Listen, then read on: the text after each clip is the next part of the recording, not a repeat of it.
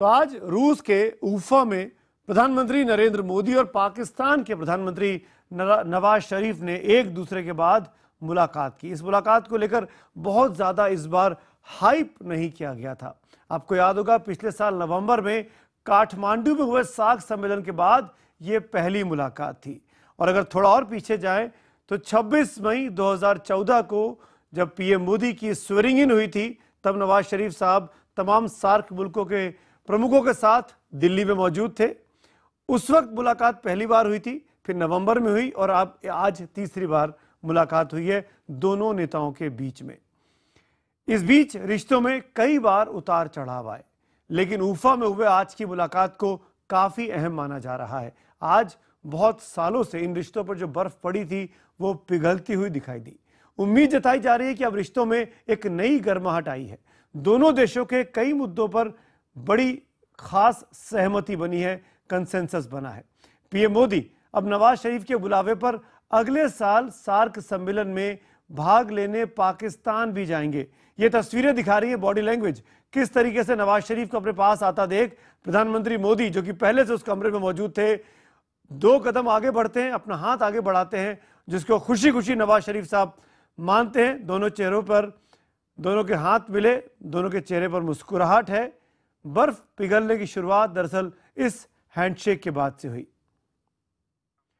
भारत पाकिस्तान के नेताओं की मुलाकात की तस्वीरें आमतौर पर खुशनुमा होती हैं। इस बार भी ऐसा ही कुछ टच प्रधानमंत्री मोदी ने देने की कोशिश की। आप देखिए इन तस्वीरों को एक बार फिर, दोनों नेताओं की बॉडी लैंग्वेज। सामने से आ रहे नवाज शरीफ, प्रधानमंत्री मोदी ने हाथ आगे बढ़ाया, एक कदम आगे बढ़ाया, नवाज शरीफ साहब ने तुरंत अपना हाथ आगे बढ़ाया और झुक के मोदी साहब ने हाथ आगे बढ़ाते हुए मुलाकात की, शेक हैंड किया। और ये जो गर्माहट है, यहीं से बर्फ पिघलने की शुरुआत आप कह सकते हैं इन दो पड़ोसी मुल्कों के बीच होती दिखाई दे रही है, जिस पर पूरी दुनिया की निगाहें हैं।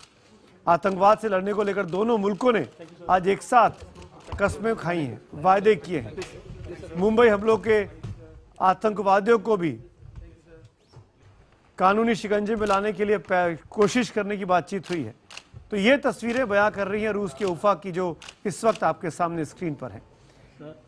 और अब मैं आपको लिए चलूंगा मेरे सहयोगी, मेरे कलीग, मेरे दोस्त, हमारे साथी जर्नलिस्ट कामरान के पास। कामरान रशीद साहब इस वक्त पाकिस्तान में है, लाहौर में है, दुनिया टीवी के स्टार न्यूज एंकर हैं। कामरान भाई आदाब, शुक्रिया।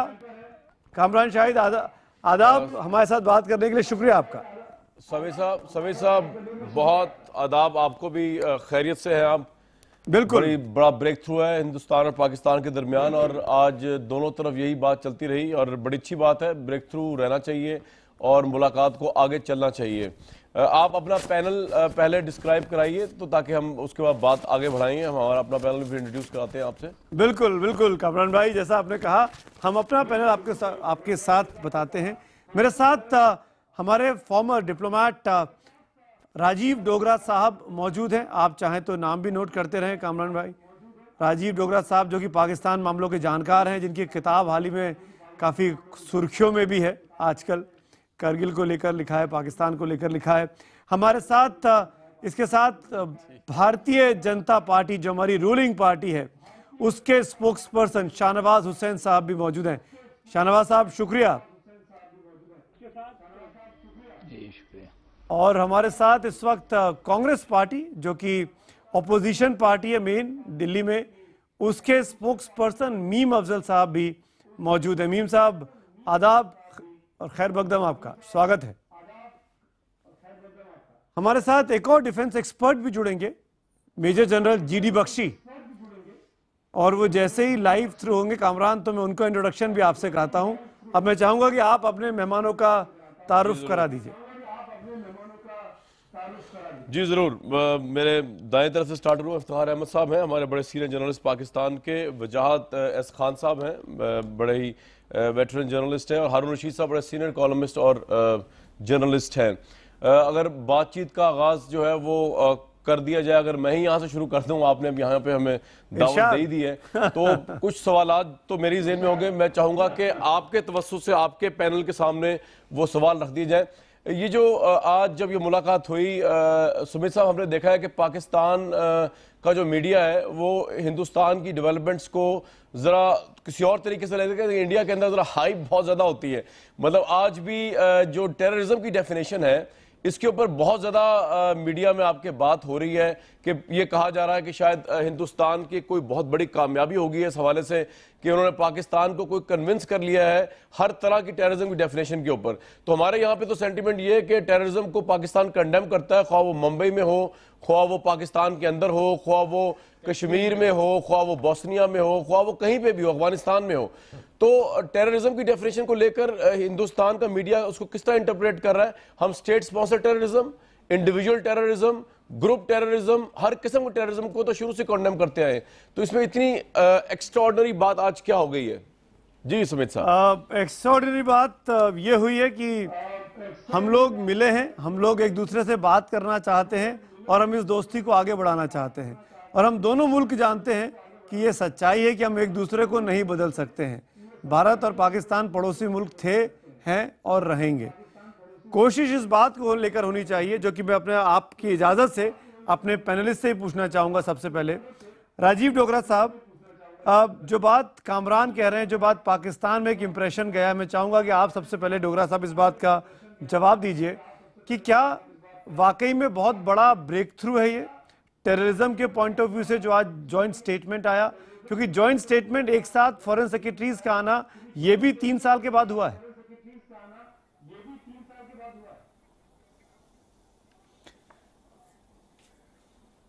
देखिए, थोड़ा सा मैं बैकग्राउंड बताना चाहता हूं कि इस मीटिंग के बारे में बहुत उम्मीदें नहीं थी, चाहे वो पाकिस्तान का मीडिया हो या इंडिया का मीडिया हो। दोनों मीडिया ने पहले आज सुबह तक काफ़ी अंडर प्ले किया था। और मेरे को याद है सुबह से मैं टेलीविज़न स्टूडियोज़ में था, तो कुछ पाकिस्तानी पेपर्स ने ऑफिशियल सोर्सेज को कोट करके यहाँ तक बताया कि we have no hopes from the meeting. इसी तरह इंडियन साइड में भी होप्स ज़्यादा नहीं थी जो मीडिया में आया है। पर सिर्फ ये फैक्ट कि मिले, दो साइड मिली, और सबसे बड़ी बात यह है कि दो फॉरेन सेक्रेटरीज ने मिलके एक जॉइंट स्टेटमेंट को पढ़ा, जिस स्टेटमेंट में कोई भी ऐसा खास मुद्दा नहीं था जिसमें एक दूसरे के ऊपर उंगली उठाई गई हो। तो मेरे को यह लगता है कि ये सिर्फ यही फैक्ट अगर सोचा जाए तो ये बहुत बड़ी उपलब्धि है। दूसरी चीज़, मैं नहीं कुछ कहता, पर अली सरदार जाफरी जो बहुत बड़े और उम्दा पोएट थे, उन्होंने इंडिया पाकिस्तान कॉन्टेक्स्ट में एक पोएम लिखी थी। मैं उसके 2-3 जो मेरे को याद है लाइंस वो सुनाता हूँ। गुफ्तगू बंद ना हो, बात से बात बने, शाम से सुबह तक मुलाकात चले। तो मुलाकात शुरू हुई है, यही अपने आप में एक बहुत बड़ी अचीवमेंट है। और उसके बाद बारीकियां निकालना तो हम सबका काम है, चाहे पॉलिटिशियन हो, मीडिया हो या डिप्लोमेट्स हो, उसी के लिए हम हैं। पर जहां तक बधाई देनी चाहिए दोनों प्राइम मिनिस्टर्स को, दोनों सरकारों को, आई थिंक वो शुरुआत के लिए जरूर बधाई देनी चाहिए। जी कामरान साहब, सुना आपने हमारे यहाँ किस तरीके से इंटरप्रेट कर रहे हैं कामरान साहब? बिल्कुल ठीक जी। मैं अगर अपने पैनल को भी इनवाइट करूं इसी के अंदर, हारून रशीद साहब आप इस पे कमेंट कीजिएगा कि राजीव साहब ने बड़ी अच्छी बात की, वो दोनों कंट्रीज की डिप्लोमेटिक विक्ट्री करार दे रहे हैं।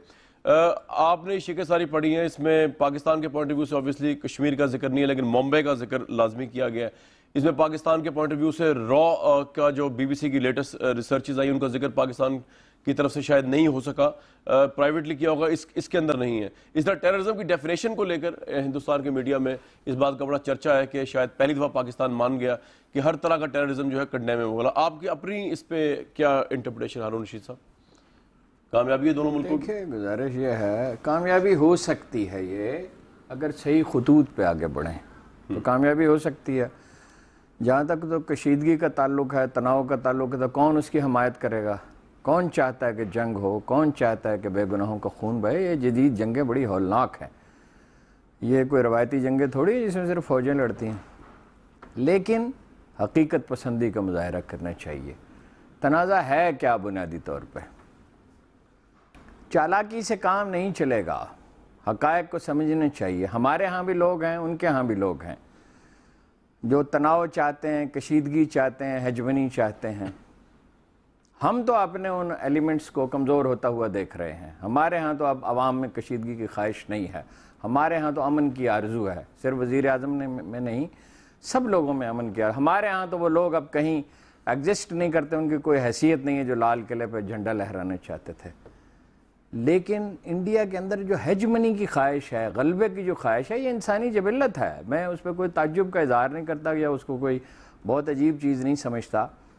आप कश्मीर के मसले को डिस्प्यूटेड तस्लीम न करें, आप बलूचिस्तान में मुदाखलत करते रहें, आप कराची में जराइम पेशा नासर की हमायत करते रहें और आप ये तवक्को करें कि मसला हल हो जाएगा। कैसे हल हो जाएगा? नवाज शरीफ ने थोड़ी करना है, हमने करना है, यानी आम पाकिस्तानियों ने करना है। मैं दोहराता हूँ, अमन ही ज़रूरी है। कायद आज़म ने कहा था कनाडा और अमेरिका जैसे ताल्लुकात। यस, जो शख्स अमन नहीं चाहता वो ना पाकिस्तान का खैर खा है, ना इंडिया का खैर खा है, ना कोई इंसानियत का खैर खा है, ना वो कोई इंसाफ पसंद आदमी है। लेकिन ना हम इंडिया को मगलूब कर सकते हैं, हम तो एक छोटी रियासत है, हम तस्लीम करते हैं। न इंडिया पाकिस्तान को मगलूब कर सकता है। जंग के ऑप्शन को भूल जाएं, डोमिनेशन की ख्वाहिश को भूल जाएं और नहायत अच्छे ताल्लुकात रखें। ठीक है। और मसाइल पे हकीकत पसंदी के साथ, मैं ये नहीं कह रहा कि पाकिस्तान का मौक़िफ़ मान लें, मैं ये कह रहा हूँ कि हकीकत पसंदी के साथ एक एक इशू पे बात करें। मैं ट्रेड के हक़ में हूँ, अच्छे ताल्लुकात में, एक आम पाकिस्तानी की तरह।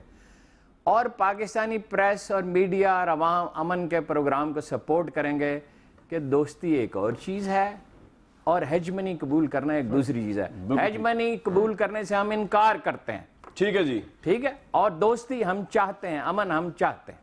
राइट। सुमित साहब, अगर मैं थोड़ा सा इनको वो कर दूं जो ये कहना चाह रहे हैं पाकिस्तान की आवाम के सेंटिमेंट्स को जिस तरह बयान कर रहे हैं कि पाकिस्तान के भी कुछ इश्यूज हैं, ऑब्वियसली वो अगर जॉइंट उसमें नहीं भी आए तो हम पाकिस्तानी मीडिया उसको रिप्रेजेंट कर रहा है। जैसे बलोचिस्तान में इन्वॉल्वमेंट का मसला है, हम चाहते हैं कि हिंदुस्तान उस पर अपनी पोजीशन क्लियर करे, जिस तरह आप कहते हैं कि बॉम्बे पे पाकिस्तान में पोजीशन क्लियर करे। इसी तरह हम चाहते हैं कि कराची में जो रॉ के मुतालिक इन्वॉल्वमेंट आ रही है उसको हिंदुस्तान क्लियर करे। और अगर ऐसा हो भी रहा है, कुछ एलिमेंट्स कर रहे हैं, तो इससे पीछे आ जाए, क्योंकि डोमिनेशन की कोशिश जो है वो दोनों मुल्कों के लिए दुरुस्त साबित नहीं होगी। ये हिस्ट्री इसकी गवाह है। जी सुमित साहब, मैं आपकी बात से मानता हूं और ये शायद तभी हो सकता है जब दोनों नेता, दोनों मुल्क आपस में अक्रॉस द टेबल बैठेंगे और बातचीत करेंगे। अगर बातचीत ही नहीं होगी तो कंफ्यूजन ज़्यादा होगा और उस कंफ्यूजन में प्रॉब्लम खड़े होंगी, टेंशन खड़ा होगा। इसीलिए मेरे ख्याल से मेरे साथ रिप्रेजेंटेटिव हैं रूलिंग पार्टी के शाहनवाज हुसैन, वो आपके सवाल का ज़्यादा अच्छा जवाब दे सकते हैं। वो मैं आऊँगा शाहनवाज जी आपके पास, लेकिन ये कहते हुए आ रहा हूँ मैं कि बलूचिस्तान की अगर आप बात करेंगे, मैं आज के दिन अगर हम पुरानी चीज़ों को याद करेंगे ना तो फिर 26/11 निकलेगा, फिर वो पार्लियामेंट पे अटैक निकलेगा। मैं थोड़ा सा बहस, एक दूसरे पर इल्जाम लगाना, इशू है एक दूसरे पर इल्जाम लगाना चल रही है जिसको स्पॉन्सरशिप मिल रही है बाहर से। अच्छा ठीक है, आपकी शिकायत मैं मानता हूं, लेकिन ये बातचीत से हो सकती है। शाहनवाज हुसैन, मैं चाहूंगा आप रिस्पॉन्ड करें क्योंकि आप रूलिंग पार्टी के स्पोक्स पर्सन हैं। पाकिस्तान एक सवाल खड़ा कर रहा है हमारी सीक्रेट एजेंसी रॉ को लेकर और साथ साथ बलूचिस्तान में इंडिया के इंटरफेरेंस को लेकर। देखिए, हमारे यहाँ जो दर्द हम झेल रहे हैं वो दुनिया जानती है, लेकिन मेरे लिए भी ये ताज्जुब की बात है जब ये कह रहे हैं बलूचिस्तान के बारे में और जगह के बारे में। हमारे यहाँ से ऐसी कोशिशें हुई नहीं हैं। देखिए, पाकिस्तान में जो टेररिज्म है ये भी लड़ रहे हैं, तो ये जब टेररिज्म से लड़ रहे हैं तो वो वही लोग हैं जो कभी अफगानिस्तान में मुजाहिदीन के तौर पे काम कर रहे थे, तो इनको उनसे भी लड़ना है। आज जो बात शुरू हुई है कि टेररिज्म कहीं भी हो, चाहे भारत में हो, पाकिस्तान में हो, बॉर्डर पर हो, हम उसकी मजम्मत करते हैं। ये पहली लाइन। दूसरी बात यह है कि हम दोनों पड़ोसी हैं। नरेंद्र मोदी जिस दिन से वज़ीर आज़म बने हैं उन्होंने कहा कि हम पाकिस्तान से अच्छा रिश्ता चाहते हैं। अच्छा रिश्ता चाहते हैं तो हमारे मामलों में आप दखल न दें, हम आपके मामलों में दखल न दें। तो हमारे जो कुछ मामले हैं आपकी अपनी राय हो सकती है, हो सकता है कि आप कश्मीर को लेके कहें, बिना कश्मीर के कोई बात नहीं हो सकती। हमारी अपनी राय है जिस पर हम टिके हैं कि कश्मीर भारत का अभिन्न अंग है और उस पर हम बातचीत नहीं कर रहे हैं, जाके स्टेटमेंट में भी वो बातचीत नहीं है। लेकिन आज जो बातचीत शुरू हुई है वो बातचीत इस बात पे है कि हम टेररिज्म के खिलाफ हैं, हमारे एनएसए आपके एनएसए मिलेंगे, हमारे डीजी और आपके बीएसएफ के डीजी और डीजीए एमआईए मिलेंगे, दोनों लोग 15 दिनों में बात करके मछुआरों को छोड़ेंगे। रिश्ते की शुरुआत हुई है। अगर ये डिबेट का टाइम कम है क्योंकि पाकिस्तान से भी पैनल है और हमारे यहाँ भी पैनल है, इसलिए मैं लंबी बात न करते हुए मैं आपको कह सकता हूं कि नेक नियति से अगर रिश्ता बनाया जाएगा तो उसमें कोई दुश्वारी नहीं आएगी, कोई दिक्कत नहीं आएगी। हमें मिलकर रहना है, आगे बढ़ना है, एक दूसरे के जज्बात की कदर करनी है, तब हम आगे बढ़ सकते हैं। एक दूसरे को नीचा दिखा के हम आगे नहीं बढ़ सकते। बिल्कुल। आप याद रखें कि हमारा मुल्क सेकुलर डेमोक्रेटिक स्टेट है और करीब यहाँ हम मिलकर रहते हैं। शाहनवाज साहब, हमारे यहाँ कोई बहुत टेररिज्म नहीं है। मैं माफी के साथ, हमारी खुशकिस्मती है कि कोई बहुत टेररिज्म नहीं है। माफी के साथ इंटरवीन कर रहा हूँ, बीच में इंटरजेक्ट कर रहा हूँ। कामरान साहब, जनरल जीडी बख्शी मेरे साथ हैं, उन्होंने हाथ उठाया, वो शायद बात करना चाह रहे हैं इस इशू पर कि आपने रॉ की बात की, आपने बलूचिस्तान की बात की। शाहनवाज भाई ने बड़े इत्मीनान से समझाया कि भारत के क्या कंसर्न है। कर ले, मैं चाह रहा था कि अब आप हमारा पॉइंट ऑफ व्यू भी आ जाए। अच्छा ठीक है, आप ले लीजिए, फिर वन बाय वन आ जाए। जी जी। अच्छा, मैं इफ्तिखार साहब को दूंगा, अभी बात करेंगे, लेकिन मैं थोड़ा ये कहना चाह रहा था कि ये बिल्कुल ठीक कह रहे हैं जो बीजेपी के हमारे रिस्पेक्टेड रिप्रेजेंटेटिव हैं कि हमारे मामले और आपके मामले जो है वो अलग अलग है, लेकिन हम चाहते हैं कि आपके हमारे मामले एक हो जाए। कश्मीर के ऊपर एक इंटरनेशनल करारदाद आई हुई है, कश्मीर एक डिस्प्यूट टेरिटरी है, हम भी मानते हैं, तो उसको आप भी मान लें। बलोचिस्तान का जो मामला हमारे हम भी मानते नहीं, आप भी मानते हैं, हम नहीं मानते हैं, इसलिए हम समझते हैं आप और हमारे मामले अगर अलग अलग रहेंगे तो मामला रहेगा, तो उसको एक बना लें। जिस तरह हम मुंबई अटैक को कंडेम करते हैं, आप भी कंडेम करें कि अगर कोई कोई हमारे सामने रिसर्च है बीबीसी की तरफ से, हमने भी पेशावर पे जो हुआ था बच्चों के स्कूल पे, उसको कंडेम किया था। हम लखवी को मांगते हैं, माफिज सईद को मानते हैं, हम दाऊद इब्राहिम को मानते हैं। इसीलिए अगर आप ये कहते हैं कश्मीर डिस्प्यूटेड है, तो ये लोग भी हमको चाहिए जो लोग भारत में मोस्ट वांटेड हैं, इनफैक्ट दुनिया में मोस्ट वांटेड हो गए आज की तारीख में। तो आप you can carry on now with your guest. Kamran, Dawood Ibrahim के तो वेयर अबाउट्स नहीं पता, लेकिन आप जरूर मांगे, मैं इफ्तिखार साहब को दूंगा। लेकिन साथ साथ मैं जब वापस आऊंगा तो बीजेपी के रहनुमा से एक सवाल भी है, क्योंकि गवर्नमेंट उनकी है, तो उनसे ये पूछना जरूर है कि क्या जरूरत थी ढाका यूनिवर्सिटी में ये प्राइड लेने की कि हिंदुस्तान ने पाकिस्तान तोड़ा और उसका वो बड़ा एजाज और क्रेडिबिलिटी लेते हैं। तो हमने भी उससे आगे मूव अहेड किया 71 से, आप भी बॉम्बे थोड़ा आगे जाएं। हमने तो इग्नोर कर दिया बहुत बड़ी बात कि आपने पाकिस्तान तोड़ दिया, जो प्राइम मिनिस्टर आपके मानते हैं। शाहनवाज भाई जवाब दे, उसके पहले मैं ही बता दूं, हमने भी इनिशिएटिव लेते हुए स्वेरिंग इन में बुलाया था नवाज शरीफ को, और आज भी एक बातचीत हम कर रहे हैं। शाहनवाज भाई, पाकिस्तान आपकी गलतियों से टूटा है, जहाँ तक कश्मीर का सवाल है। बिल्कुल ठीक, बिल्कुल ठीक। इफ्तिखार साहब को सुनिए आपके पास। मेरा सवाल ये है, मेरा सर एक मिनट, क्या जी आप क्या फरमा रहे हैं? राजीव साहब है तो सुन लो उनकी बात। नहीं, मैं कह रहा हूँ कि कश्मीर पर आपकी अपनी राय है, हम कश्मीर को भारत का अभिन्न अंग मानते हैं, उस पर हम आज चर्चा जब वजीर आजम के स्टेटमेंट में नहीं है तो कम से कम स्टूडियो में चर्चा मत कीजिए। जी इफ्तिखार साहब,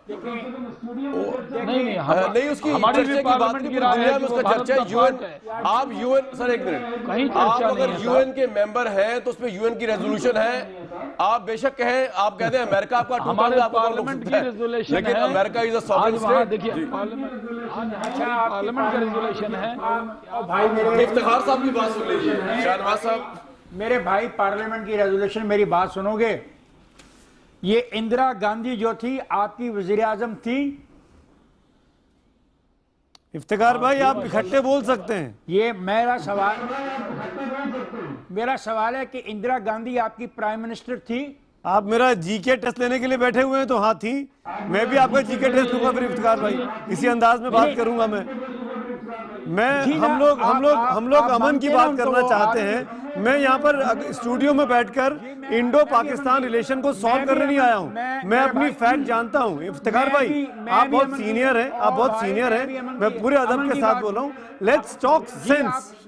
एलिगेशंस लगाएंगे तो ये पूरा 1 घंटा बर्बाद हो जाएगा।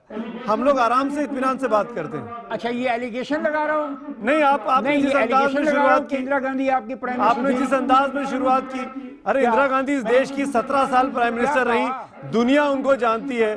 आप सीधे मुद्दे पे आइए ना। शुक्रिया शुक्रिया शुक्रिया शुक्रिया शुक्रिया। इंदिरा गांधी ने एक मुआहदे पे दस्तखत किए 2 जुलाई 1972 को एक और मुल्क के सरबराह से जुल्फ़िकार अली भुट्टो के, और उसका मैं एक पैराग्राफ, ये 6 पैराग्राफ पे मुश्तमिल एग्रीमेंट है जिस पे आपकी प्राइम मिनिस्टर के दस्तखत हैं। मैं वो पढ़े देता हूं, अब आप मानिए या ना मानिए। पैरा नंबर 6 में लिखा है, both government agrees that their respective heads will meet again at a mutually convenient time in the future, and that in the meanwhile the representative of the two sides will meet to discuss further the modalities and arrangement for the establishment of durable peace and normalization of relation, including the question of repatriation prisoners of war and civilian interns, a final settlement of Jammu and Kashmir, and the resumption of diplomatic relation. So my dear brothers, this is your Prime Minister signatory on a document named as a Shimla Agreement. I stand for that. और इसमें बढ़ के sir Nehru साहब का broadcast है 1960s का, कि उन्होंने कहा कि प्लेबिसिट के अलावा कोई हल ही नहीं है कश्मीर का। अभी आपने मुझे सलाह दी कामरान भाई, इफ्तिकार भाई, कि मुंबई के आगे बढ़िए, लेकिन आप 4 साल के बजाय आप 40 साल पीछे जा रहे हैं। मैं भी याद दिलाऊं फिर आपको, मैं बार बार रिपीट कर रहा हूं कामरान कि मैं एलिगेशंस में नहीं जाना चाहता हूं। नहीं बिल्कुल, मैं देखिए सुनिए ना, अगर आपको लगता है ऐसे ही डिबेट करनी है, ऐसे ही डिबेट करनी है, ठीक है। General GD Bakshi, general GD Bakshi respond to this, जो इफ्तिकार भाई ने कहा शिमला एग्रीमेंट के बाद में। मैं अरे साहब, मैं आ सकता हूँ, ये नाचीज भी कुछ कह सकता है। अच्छा देखिए, मैं कहना चाहता हूँ कि आप प्लीज भारतवर्ष के लोगों का असमंजस समझिए। पिछले 30 साल से हम एक टेररिज्म का दौर झेलते आ रहे हैं। 10 साल ये चला, 1980 से 1990 तक पंजाब में हमारे 21,000 अफराद शहीद हुए। उसके जब हमने वहां काबू पाया तो ये दौर जो है ये जम्मू कश्मीर में चला दिया गया और हमारे 44,000 अफराद वहां शहीद हुए हैं। जब वो खत्म हमने किया, उस पर काबू पाया, तो हमारे शहरों में बम फोड़ने का एक सिलसिला, और उसके बाद तो स्मॉल आर्म्स के साथ जो मुंबई में हत्याकांड हुआ, जो तबाही का मंजर हुआ, वो पूरी दुनिया की टेलीविजन स्क्रीन पे दिखा। पाकिस्तान के टेलीविजन ने हमको बताया कि अजमल अमीर कासम पाकिस्तान का बाशिंदा है। अजमल अमीर कासम ने अपने बयानों में यहां बताया कि हाफिज सईद ने उसको वहां चुना था, सिलेक्ट किया था, ज़कीउर रहमान लखवी ने उसे ट्रेनिंग दी थी। ना सिर्फ हमारी अदालतों ने उसे सजा दी है, अमेरिकी अदालतों ने डेविड हेडली को जब सजा दी, उसने भी ये वहां अपने बयान दिए हैं कि ज़कीउर रहमान लखवी, हाफिज सईद का इसमें सीधा सीधा हाथ है। ये अब देखिए, ये कोई साबित करने वाली बात नहीं, ये आपकी और मेरी देखी टेलीविजन पे देखी चीज है जी। तो आप अगर इसके खिलाफ एक्शन ना लें तो यहाँ रंजिश तो बहुत होगी। और मैं आपको ये भी बता दूं कि आप उन जनरलों में शामिल हैं जिन्होंने पाकिस्तान तोड़ा, जनरल साहब हमारे और आप उसकी प्राइड फील करते हैं। रंजिश तो हमें ही बहुत है। अगर हमारी आईएसआई कोई खास मौकफ रखती है इंडिया के मुतालिक, तो उसमें आपके हेजमोनिक डिजाइन हैं, उनको ओन कीजिए। उसी की बेस पे हम कहते हैं कि बलूचिस्तान में जो इन्वॉल्वमेंट है रॉ की, उसको बंद किया जाए। कराची में इन्वॉल्वमेंट रॉ की बंद किया जाए। कौन मुल्ज़िम था? क्योंकि 71 में भी आपने मुल्क तोड़ा। आपका प्राइम मिनिस्टर प्राइड लेते हैं ढाका यूनिवर्सिटी में जाके, एक्नॉलेज करते हैं हमारे नजदीक तो गुनाह है मुल्क तोड़ना, यूएन के चार्टर की खिलाफ वर्जी है मुल्क तोड़ना। आपने ये सब कुछ किया है, तो उसके बाद आप कहते हैं डाउट ना किया जाए, रॉ पे बात ना की जाए, कश्मीर पे बात ना की जाए, तो सर किस तरह मामला बढ़ेगा? बिल्कुल बात करेंगे कामरान भाई। आप चाहते हैं इस पर बात करें? कश्मीर डिस्प्यूटेड है, कश्मीर डिस्प्यूटेड है, आज जिस कश्मीर को आप डिस्प्यूटेड कह रहे हैं, आज जिस कश्मीर को आप डिस्प्यूटेड कह रहे हैं, वो हमारी पार्लियामेंट ने रेजोल्यूशन पास करके उसको इंडिया का हिस्सा बताया है। और इंपॉर्टेंट बात, आपने कहा था इंदिरा गांधी हमारी प्राइम मिनिस्टर थी कि नहीं थी? इफ्तिखार भाई, मैं आपको याद दिलाता हूँ, अजमल कसाब पाकिस्तानी था कि नहीं था? आप चाहते हैं कि इसी अंदाज में बात की जाए स्टूडियो में बैठकर? लड़ाई नहीं करो। अजमल कसाब पाकिस्तानी था कि नहीं था? तारीख बता दे इफ्तिखार भाई, मेरे तारीख बता दे, किस तारीख को हिंदुस्तान ने उसको तारीख बता दो, इफ्तिखार भाई, मैं शुरुआत से बहुत ही अदब से प्यार से बात करना चाह रहा हूं। आपको लगता है कि इन्हीं इश्यूज को छूना है? अब मैं ब्रेक में जा रहा हूं, ब्रेक के बाद लौटेंगे तो आपके विकेट पे आके खेलूंगा मैं।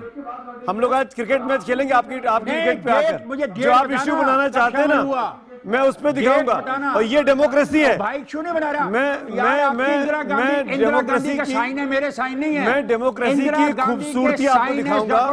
हमारे यहाँ पॉलिटिकल पार्टीज के रिप्रेजेंटेटिव मौजूद हैं जो यहाँ पर चुनाव लड़ते हैं अपोजिशन में, लेकिन आज एक सुर में बात करेंगे। और आपके यहाँ से एक भी पॉलिटिशियन डिबेट में आने को तैयार नहीं होता है।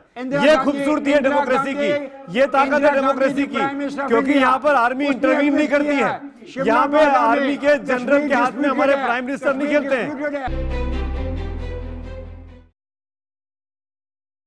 और एक बार फिर आप सबका स्वागत है। इस वक्त आप लाइव टेलीकास्ट देख पा रहे हैं IBN 7 स्टूडियो नोएडा से, और साथ में हमारे साथ दुनिया टीवी पाकिस्तान लाहौर से वहां का डिस्टिंग्विश पैनल मौजूद है और बातचीत हो रही है।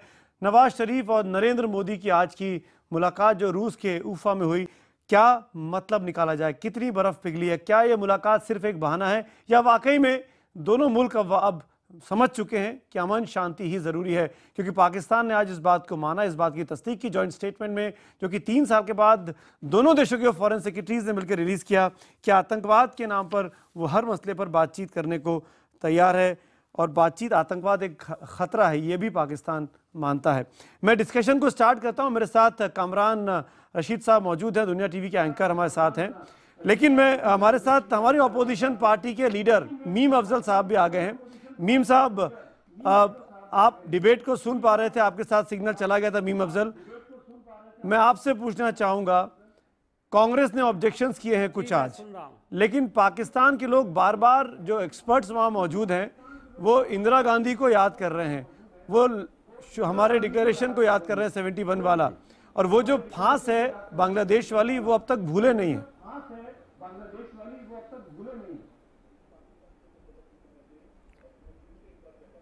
देखिए, बांग्लादेश जो बना है वो पाकिस्तान के अपने रवैये की वजह से बना है। ये जो इंदिरा गांधी के ताल्लुक से कहते हैं, जाहिर है इनको इस बात का दुख है कि उस वक्त भारत ने वहाँ पर मदद की बांग्लादेश की, और वो एक नेचुरल बात थी उस वक्त और की गई। और बाकायदा वहाँ पाकिस्तान के 90,000 फौजियों ने अपने हथियार भी डालने का काम किया था। लेकिन मेरा ख्याल ये है कि आज गुफ्तगू मौजूदा सिचुएशन पर हो तो ज़्यादा अच्छा है। एक अच्छे टेलीविज़न पाकिस्तान के उस पर हम साथ बैठे हुए हैं, जिसको हिंदुस्तान पाकिस्तान दोनों जगह देखा जा रहा है। मैं इससे पहले कई चैनल्स पर गया हूँ। पाकिस्तान से जो भी नुमाइंदे, यानी जो भी एक्सपर्ट्स आकर के बैठते हैं, वो अमूमन वो बातें करते हैं जिससे प्रोवोकेशन ही होता है। मिसाल के तौर पर, एक अभी पाकिस्तान के एक्सपर्ट्स ने कहा कि कश्मीर के बगैर ये मसला हल नहीं हो सकता है। उनकी बात किसी हद तक सही हो, लेकिन मैंने उनसे कहा कि ये सवाल तो आपको अपने वज़ीर आज़म से पूछना चाहिए, जिन्होंने ये जो अभी जॉइंट स्टेटमेंट आया है इसके अंदर उसका जिक्र क्यों नहीं किया। तो ये सवाल हमसे पूछने की बजाय आप नवाज शरीफ साहब से पूछिए कि क्या मजबूरी थी, क्या बात थी जो ऐसा नहीं किया। जहाँ तक कांग्रेस पार्टी का ताल्लुक़ है, हमारा एतराज़ मुलाकात पर नहीं है, हमारा एतराज़ जॉइंट स्टेटमेंट पे नहीं है। ऐसे जॉइंट स्टेटमेंट बहुत सारे साइन हुए हैं। 26/11 को लेकर के बहुत सारे वादे पाकिस्तान ने पहले भी किए, लेकिन वो वफा नहीं हो सके। उसमें हमेशा टालम टोली करते रहे, और हमें लगता है कि आगे भी यही होने वाला है जी। लेकिन मैं सिर्फ इतना कहूँगा कि 2 वाक़यात ऐसे हुए इस मुलाकात से पहले जो समझने की, जो हमारे पैनलिस्ट भाई उधर बैठे हैं, मैं उनकी तरफ ये सवाल करना चाहता हूँ कि आप, जबकि ये बात तय थी और जाहिर है दोनों सरकारें जानती थी कि ये बातचीत होगी, लेकिन पाकिस्तान के डिफेंस मिनिस्टर ने एक बयान दिया जिसमें ये बात कही गई कि वो न्यूक्लियर पावर हैं और उसका इस्तेमाल भारत के खिलाफ कर सकते हैं। उसके बाद कल सीज फायर वायलेशन हुआ जिसमें हमारा एक नौजवान शहीद हुआ। आज उस नौजवान का जिस्द खासगी सुबह को 9:15 पर उसको खिराज अकीदत पेश किया जा रहा था और उसके आधे घंटे के बाद नवाज शरीफ साहब को मोदी जी रिसीव कर रहे थे। जाहिर है ये बड़ी इम्पॉर्टेंट बात है जो लोगों ने देखी और ये सवाल पूछा कि इस बातचीत की क्या ज़रूरत थी। आपको याद होगा कि हमारी बातचीत कहाँ ख़त्म हुई थी, जब सेक्रेटरी लेवल टॉक्स को ये इस वजह से हमने ख़त्म किया था कि जो पाकिस्तान के लोग आकर के हुर्रियत के लोगों से मिलते हैं उनको चाहिए, अगर वो मिलना चाहते हैं, हमने भी आपसे बात करनी है सिलसिले में, इलेक्टेड नुमाइंदों से मिलना। जी जी जी कामरान साहब, मीम साहब हमारे मेहमान कुछ बोलना चाह रहे हैं। कामरान साहब, मैं एक तो यहाँ के पहले कहूंगा, लेकिन मैंने इस बातचीत मीर अफजल साहब की बड़ी अजीब सी बात है। मीर अफजल साहब 1 मिनट दे दीजिए जरा। जी बोलिए। आप ये कह रहे हैं, आप ये कह रहे हैं, मीर अफजल साहब से छोटा सा ज़िमनन सवाल है। वो ये कह रहे हैं कि जी वहां पर एक मूवमेंट चल रही थी अलहदगी पसंद की, उसको सपोर्ट करना मॉरली बाउंड हो गए हिंदुस्तान पे, तो उस जस्टिफिकेशन की बुनियाद पे तो इंडियन हेल्ड कश्मीर में जितनी मूवमेंट चल रही है उसमें पाकिस्तान को सपोर्ट करना चाहिए और हिंदुस्तान को तोड़ने की प्लानिंग करनी चाहिए। जितनी सिखों की मूवमेंट चल रही थी आपके पंजाब में उसमें पाकिस्तान को सपोर्ट करना चाहिए। उल्टा हमारी प्राइम मिनिस्टर ने तो आपको फैसिलिटेट किया और कहा कि दोस्ती का हाथ बढ़ाते हैं और वो तमाम चीजें तारीख का हिस्सा है। क्या ये आज के जमाने में भी कांग्रेस की, आपकी पॉलिटिकल जनता की यही सोच है कि जो अलहदगी पसंद की मूवमेंट चल रही हो उसको एक एक्सटर्नल मुल्क जो है वो हवा देकर उस मुल्क को तोड़ने का सबब बन जाए, जिस तरह आप 1971 में किया, और आपकी आज भी यही सोच है? तो आप पाकिस्तान से क्या एक्सपेक्ट करते हैं, ISI से क्या एक्सपेक्ट करते हैं, फौज से क्या एक्सपेक्ट करते हैं? एक दफा मुल्क तोड़ चुके हैं, जिनमें एक आपके पैनलिस्ट बैठे हुए GD बख्शी साहब, वो भी बड़ा प्राइड फील करते हैं। दूसरी दफा आप चाहते हैं कि हम उसको ओवरलुक करके हाथ पे हाथ रख के बैठे रहें और आप एक और प्लानिंग करके बलोचिस्तान को फारिग कर दें, फिर उसके बाद किसी और शहर को या सूबे को पाकिस्तान फारिग कर दें। मतलब what is actually going on in your mind since 1971, ये बताइए ना सर। आप तो आज भी कश्मीर को डिस्प्यूट नहीं मानते और बंगाल की मूवमेंट इतनी अच्छी थी कि आपने उसके मिलकर उनके साथ पाकिस्तान को तोड़ दिया और उसमें फख्र करते हैं। आज के जमाने में आपके प्राइम मिनिस्टर मुल्क तोड़ने के को एजाज लेते हैं और आप UN के सिग्नेटरी भी हैं, बड़ी हैरानगी की बात है। कामरान साहब आपकी इजाजत हो तो आप ही के सवाल का जवाब ले लेता हूं, मीम अफजल से, GD बख्शी से। आपने 2 लोगों पे एलिगेशन लगाया। बात कहूं, मैं भी पुराना जर्नलिस्ट हूं। जी जी कहिए। मैं पुराना जर्नलिस्ट हूं। मैं आपसे ये कहूंगा कि एंकर को सवाल करना चाहिए, तकरीर नहीं करना चाहिए। एंकर को मुख्तसर पूछना चाहिए ताकि जवाब देने वाला उसका जवाब दे सके। जो बात कही उसके ऊपर तकरीर आपने तो इतने सारे सवाल कर लिए कि शायद मुझे पहला सवाल ही याद नहीं रहा। सेपरेटिस्ट मूवमेंट को सपोर्ट करना हिंदुस्तान का मॉरल राइट है, तो मैं तो आपसे सवाल ही मेरा तो काम ही यही है। सिख खालिस्तान मूवमेंट में सपोर्ट करना हमारा राइट है। हमारा तो ये भी बताएंगे कि बात कैसे करनी है, जवाब दें आप हमें। लेकिन आप कांग्रेस की आज भी यही सोच है 71 में थी? नहीं मीर अफजल साहब ये बताइए, आपकी आज भी यही सोच है जो आप चाहे कहें और हम कोई बात ना करें? सुभान अल्लाह, क्या कहने? नहीं आप कहिए, आप कह सकते हैं। छोटी सी बात की। नहीं मैंने नहीं कहा। हम तो इतनी देर से, मैं तो आधे घंटे से आपकी बात सुन रहा हूँ। मैं तो आधे घंटे से आप ही की बात सुन रहा हूँ। सवाल करना पड़ गया आपसे। मेरे भाई, हम भी 70 साल से आपकी बातें सुन रहे हैं। मेरे भाई, मैंने कुछ भी नहीं कहा था। सवाल कामरान ने प्रोग्राम शुरू किया, वहां से एक दोस्त ने जवाब दिया, कहा कि कश्मीर हमारा हिस्सा है। मुझसे गलती ये होगी कि मैंने कहा कि इंदिरा गांधी कौन थी तो वो बुरा मान गए, तो मैंने डॉक्यूमेंट दिखा दिया, उस पर बुरा मान गए। ऐसे क्या होगा? अरे ये डॉक्यूमेंट हमारे प्लाइट का हिस्सा है जो आपने दिखाया। हमारे साथ बड़ी ज्यादती की, सुन लीजिए। जनरल बख्शी कुछ बोल रहे हैं। सर फरमाइए। अच्छा देखिए साहब, आपने 1971 की बात करी, प्लीज तो हम जरा तारीख याद कर ले।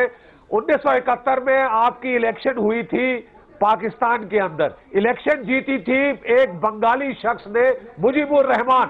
आप लोगों ने उसे प्राइम मिनिस्टर एक्सेप्ट करने से साफ मना कर दिया, क्योंकि भुट्टो साहब और आपकी फौज को नामंजूर था कि जो ईस्ट पाकिस्तान का कोई बाशिंदा आपका प्राइम मिनिस्टर बने। पूरी ट्रेनिंग आप प्लीज अपनी रमदुर रहमान कमीशन की रिपोर्ट पढ़ लीजिए, आपको पता चल जाएगा कि टिक्का खान साहब ने क्या कह दिया है। हमने पढ़ी हुई है, आपने अपनी प्रॉब्लम हमारी प्रॉब्लम बनाई, आपने 10 मिलियन रेफ्यूजी हमारे गले टांगे।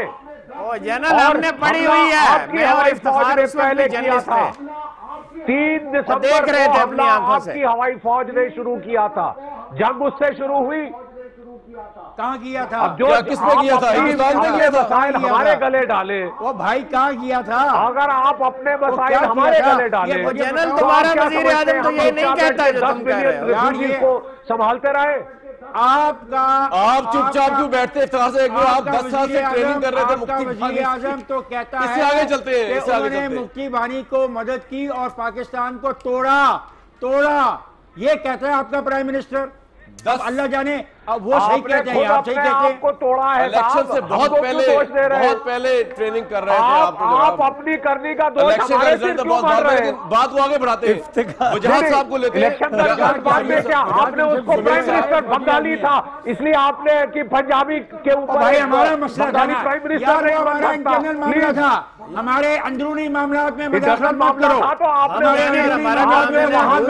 एक्सटर्नलाइज किया। हमारे आपका इंटरनल मामला था, आपने उसे एक्सटर्नलाइज किया। 10 मिलियन रेफ्यूजी हिंदुस्तान में भेज के धकेल दिया आपने। 10 मिलियन रेफ्यूजी कहां तक हम खिलाते हैं उनको? में मजाकत मत करो, तुम्हारा काम नहीं है। इफ्तिखार आप भी भाई हमारे मसले मामलों में मुदाखलत मत करिए। 1965 में आपने क्या किया था? मामले में कोई नहीं कर रहा। 20,000 आदमी ऑपरेशन जिब्राल्टर। वजाहत साहब, मैं आपको ऑपरेशन जिब्राल्टर की याद दिला दूं। नहीं, 1965 में आपने ऑपरेशन जिब्राल्टर नहीं किया था। कश्मीर डिस्प्यूटेड एरिया है, कश्मीर डिस्प्यूटेड एरिया है, कश्मीर डिस्प्यूटेड एरिया है। तो वो इंटरनेशनल बाउंड्री नहीं है, वो इंटरनेशनल बाउंड्री नहीं है, वो डिस्प्यूटेड एरिया है। कर सकते हैं इफ्तिखार भाई, अगर कश्मीर डिस्प्यूटेड एरिया है तो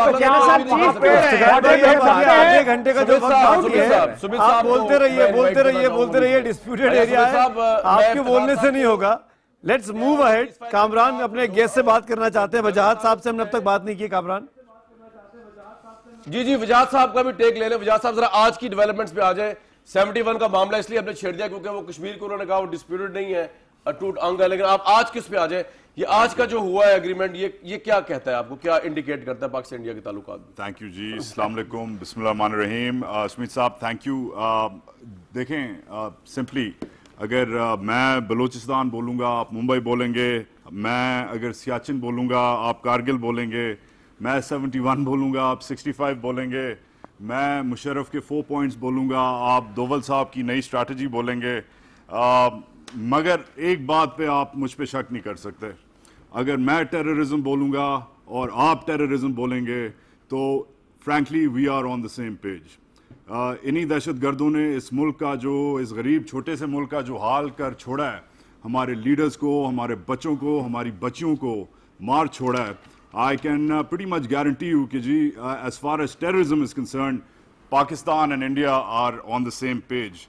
मगर ठीक है, आप कश्मीर को नहीं मानते, कोई बात नहीं, मगर इसमें कश्मीर डिस्प्यूटेड है यूएन से, ठीक है, मगर ठीक है, मैं अगर यूएन की बात करूंगा तो वही आप मुझे शिमला दिखाएंगे, फिर अगर मैं शिमला की बायलैटरल बात करूंगा फिर आप कहेंगे भाई मेरी तो पार्लियामेंट्री रेजोल्यूशन हो चुकी है।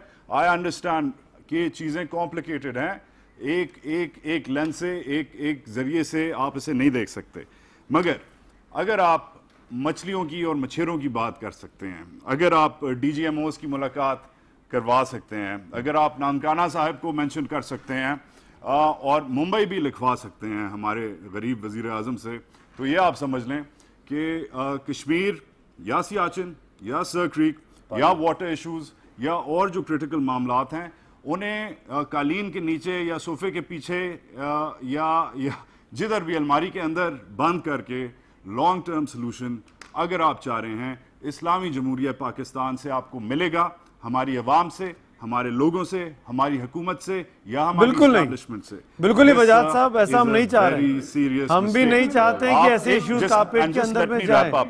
आप- मेरा एक आपने आपसे अब सब- सवाल आपने है, पूरा- मेरा हाँ, मेरा चलिए, मेरा सर चलिए। एक छोटा सा मेरा छोटा सा मेरा एक सवाल है, प्लीज। मैं सबसे कम बोला हूं और सबसे छोटा भी हूं शायद उम्र में, तो ये मेरा हक बनता है, ठीक है ना। मैं खाली ये पूछूंगा कि छोड़ दें बाकी जो आप लोग हमसे बड़े हैं, आप लोगों को ज्यादा पता है, ये छोड़ दें बातें। मुझे ये बताएं कि जब हमें पता है कि वाकई कोई मिलिट्री ऑप्शन नहीं है, वाकई अगर आप हर किस्म की वॉर गेमिंग करें और बात हम लोगों को करनी होगी, तो बातें ऐसी क्यों होती हैं जैसे आपके पारेकार साहब कहते हैं, जो आपके एमओडी हैं, कि मैं ईंट का जवाब ईंट से दूंगा और टेररिज्म का जवाब टेररिज्म से दूंगा, जो दोवल साहब भी कहते हैं। और जब आपके वजीर आजम एक तरफ कहते हैं ट्रेड करो, बात करो, और दूसरी तरफ बांग्लादेश जाके अपनी 56 इंच की छाती फाड़ के निकाल के कहते हैं अच्छा किया, जो भी किया, ये दो मुझे अवार्ड दो, तो how can you expect the people of Pakistan to understand and replicate your point of view, reciprocate your point of view कि जी अमन जरूरी है? मुझे खाली इसका जवाब दें, क्योंकि मुझे ये कोई और नहीं कह रहा, मुझे ये मेरा ISI का चीफ नहीं कह रहा, या मेरा GHQ का चीफ नहीं कह रहा, या मेरा लखवी नहीं कह रहा, या मेरा LT का बंदा नहीं कह रहा। आपकी बात खत्म हो तो मौका दीजिएगा मुझे ये आपका मंत्री कह रहा है। बिल्कुल, आपका मंत्री वजाहत साहब इस बात का जनरेशन जवाब शाहनवाज हुसैन साहब देंगे। लेकिन मैं ये जरूर कहूंगा वजाहत साहब, आपने बड़ी अच्छी तकरीर की। आप जितनी उम्र में छोटे हैं उतनी आप गहरी बात कर रहे हैं, और शायद आप सबसे अधिक समझ पाएंगे वजाहत साहब। वजाहत साहब, सबसे अच्छी बात आप ही ने की है, बहुत ही pointed, to the point, focused. लेकिन आप शायद इन तमाम एग्जाम्पल्स में कुछ नाम भूल गए, लखवी का नाम भूल गए, हाफिज सईद का नाम भूल गए। आप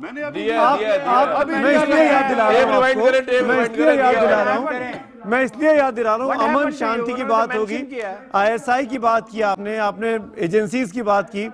आप हाफिज सईद को इतना बड़ा क्यों बनाते हैं? आप लखवी को लेके इतने सेंसिटिव क्यों हैं? है ना? तो जब आप हमारे हुक्मरानों की तरफ बात करते हैं तो ये चीजें आपको भी देखनी चाहिए। और ये लोग हमारे देश में दहशतगर्दों को भेज रहे हैं, हमारे मुल्क में पीस को खराब कर रहे हैं। कामरान साहब, जो बात हमारे प्राइम मिनिस्टर को लेके की इन्होंने, मैं चाहूंगा शाहनवाज हुसैन साहब जवाब दे दें। भारतीय जनता पार्टी के हैं, रूलिंग पार्टी के हैं। शाहनवाज साहब आपसे बात करनी है। सुमित साहब, मैं आ रहा हूं इसके बाद। कामरान साहब आप में तो है, मेरे गेस्ट चले जाएंगे, फिर बात नहीं पूरी हो पाएगी। शाहनवाज साहब जवाब दीजिए। अच्छा चलो, ठीक है, मजा नहीं आया। ये जो हमारे साथी हैं जो खुद से अपने आप को सबसे कम उम्र का बता रहे हैं, मुझे नहीं मालूम, मैं उम्र पे तो अभी कोई डिबेट करने नहीं बैठा हूँ, लेकिन मैं इतना कह सकता हूँ कि जब मैं यंगेस्ट एवर कैबिनेट मिनिस्टर रहा हूँ इंडिया का, इसमें भी एतराज है अली जनाब आपको, उन्होंने आपको अपने आप को कम उम्र का, इस पे भी ऑब्जेक्शन है आपको? नहीं जनाब, नहीं, सुभान अल्लाह। मैंने कहा माशाल्लाह, इस पे भी एतराज है अली जनाब को कि उन्होंने अपने आप को कम छोटा कहा। इनकी हुकूमत की मजबूरी है बीजेपी। मैंने तो ह्यूमर के लिए कहा कि कम से कम हम लोग जो है अच्छी बात अच्छी, हाँ, ये डिबेट अच्छी हो, अच्छे से कीजिए। कहीं टेलीविजन पे ही तो सारा चीज आज फाइनल नहीं कर लेना है। 1 घंटे के प्रोग्राम में हिंदुस्तान पाकिस्तान के सारे मसले आपने आज ही हल कर लेना है, या सारे ताने आज ही दे देने हैं? जब वो ताने अलग दीजिएगा, आज हमारे वजीर आजम और आपके वजीर आजम का हाथ मिला है, तो कम से कम पैनल में दिल मिला के बात तो करें। अगर इतनी तलखी से बात करेंगे तो दुश्वारी होगी। मेरी एक गुजारिश है, कश्मीर पर हमारी राय है, आपकी अपनी राय है, आतंकवाद पर आपकी अपनी राय है, हमारी अपनी राय है। आज जो डिबेट का इशू है कि नवाज शरीफ साहब और मोदी साहब की मुलाकात हुई है, ये जो बात निकली है ये दूर तलक जाएगी या नहीं जाएगी? या हम अगर टेलीविजन पे ही लड़ लेंगे तो दुनिया टीवी देखने वाले और IBN 7 वाले को लगेगा कि बॉर्डर की जगह हम टेलीविजन पर लड़ रहे हैं, और इसलिए ज्यादा तलखी हो रही है। मैं रूलिंग पार्टी का स्पोक्स पर्सन हूँ, इस नाते गुजारिश आपसे करता हूँ कि बात शुरू हुई है, UN के बाद शिमला भी आ गया, आपने ही बता दिया। तो जब बात शुरू हुई है तो संजीदगी से बात करेंगे तो कोई दिक्कत नहीं होगी। हमारे भी कुछ हमारे एतराज थे, तभी तो बात नहीं हो रही थी। और अगर बात हो गई है तो बात को आगे बढ़ना चाहिए। हमारे कांग्रेस के स्पोक्सपर्सन जब बता रहे थे कि जब हाथ मिला रहे थे तो उधर जवान की बॉडी जा रही थी, तो वो भी सियासत कर रहे थे हमारे साथ, और आप समझ रहे थे कि वो आपके साथ कर रहे हैं। हम ये कह रहे हैं कि जब नवाज शरीफ साहब और नरेंद्र मोदी जी क्या नहीं मिलते, ये कहते कि नहीं क्योंकि आज शहादत हो गई इसलिए हाथ हम नहीं मिलाएंगे। देखिए, जो दो हेड ऑफ स्टेट मिलते हैं, दोनों की शिकायत रहती है, अपना अपना एजेंडा है। और हम जिम्मेदारी से कह रहे हैं कि हमारे वजीर आजम चाहते हैं कि आप, अटल बिहारी वाजपेयी जी ने कहा था कि हम दोस्त बदल सकते हैं, पड़ोसी नहीं बदल सकते। आप हमारे पड़ोसी हैं, रमजान का महीना है और पड़ोसी दुख में हो हमें भी देखकर दुख होता है। इसलिए हम ये चाहते हैं कि दोनों मुल्क तरक्की करें, जंग न हो, इसलिए हमारे जो इशू हैं उनको एड्रेस किया गया है। और आज जो पॉइंट तय हुए हैं, शाहनवाज साहब डिबेट को आगे बढ़ाइए। सुमित साहब, मैं शाहनवाज साहब से एक बात करना चाहता हूँ। पूछिए। जी कहिए। क्योंकि ये बीजेपी सरकार को रिप्रेजेंट कर रहे हैं, अगर आपको हमारे ह्यूमन राइट्स का इतना ख्याल है तो आप अपने प्राइम मिनिस्टर को एटलीस्ट ये तो कहें कि जख्मों पे नमक न छिड़का करें, जिस तरह ढाका यूनिवर्सिटी में जाके उन्होंने कह दिया पाकिस्तान तोड़ दिया हमने। अच्छा, बड़े प्राइड फील को फिर ये एक्सपेक्ट ना करें कि पाकिस्तान की आवाम जो है वो खुलेआम आपको एक्सेप्ट करेगी और अमन की तरफ हम चल पड़ेंगे। 90 मिनट के अंदर रशिया के अंदर जो है सारी टेबल्स टर्न डाउन हो जाएंगी। मतलब सर, गॉड से कुछ आप अपने प्राइम मिनिस्टर को समझाएं। ठीक है, वो एक रेडिकल एजेंडे पे आए, लेकिन इसका मतलब ये तो नहीं उसको इम्प्लीमेंट करना 5 सालों में। मैं कह रहा हूं कि मैं 2 लफ्ज जनाब, हम 2 लफ्ज से आप पर मरहम लगा देते हैं। दिक्कत यह है, पाकिस्तान से अलग हुआ बांग्लादेश, ये एक सच्चाई है जो आपने भी कबूल की है, दुनिया भी जानती है। और आप भी हमसे अलग हुए थे, हमने नहीं तो कबूल किया, अंग्रेजों की वजह से अलग हुए। इसका कोई सवाल नहीं। आपने उसका बदला लिया जो हम आपसे अलग हुए थे। मतलब ये तो ये बात होगी बदला नहीं लिया। मैं कह रहा हूँ ये तो फिर बांग्लादेशी भाई, शाहनवाज साहब, ये तो आपकी आपने बड़ी ही न्याय किया होता, अगर आपने इंसाफ किया होता तो आप अलग 30 सेकंड से कामरान भाई, वक्त खत्म हो रहा है मेरे साथ। आपने उनके साथ इंसाफ नहीं किया। अगर बंगालियों के साथ इंसाफ किया होता तो वो आपके साथ ही रहते। अलग हुए हैं, सुमित साहब से बात करिए, गलतियों से अलग हुए, हमारे वजह से नहीं हुए। साहब से बात करनी जी। कामरान साहब, लास्ट 30 सेकंड। चले, देखिए, पॉलिटिशियंस का अपना एक एजेंडा होता है। आप और मैं 2 जर्नलिस्ट हैं, मुझे एक बात बताइए कि क्या इस सोच के साथ हम आगे चल सकते हैं कि 47 में क्योंकि पाकिस्तान जो है वो हिंदुस्तान से अलग हो गया, हालांकि उसमें वो हमारा तो खैर पूरा रोल भी नहीं था, वो तो हालात बिल्कुल डिफरेंट थे उसके अंदर, ना इस पार्टी ने कुछ किया ना उस पार्टी, हालात ही कुछ किस्म के हो गए थे। उस बेंट ऑफ माइंड को लेकर आप 71 में पाकिस्तान तोड़ दे, क्या ये सोच आपका इंटरप्रिटेशन है? कामरान भाई, हम जर्नलिस्ट हैं और बात की खाल निकालना हमारी आदत है। शाहनवाज हुसैन ने इसलिए नहीं कहा था, या आपने बड़े स्मार्टली इंटरप्रिटेशन निकाला है अपने ऑडियंस को सूट करने के लिए। आई एम सॉरी टू से, मुझे वाइंड अप करना पड़ेगा कामरान भाई। जो कॉमन सेंस की बात है, नजर आ रही है सामने वो। Thank you so much Kamran, अच्छा लगा आपसे बात करके। अच्छा लगा आपसे बात करके, और मैं चाहता था कि हम किसी कंक्लूसिव डिबेट पे जाते।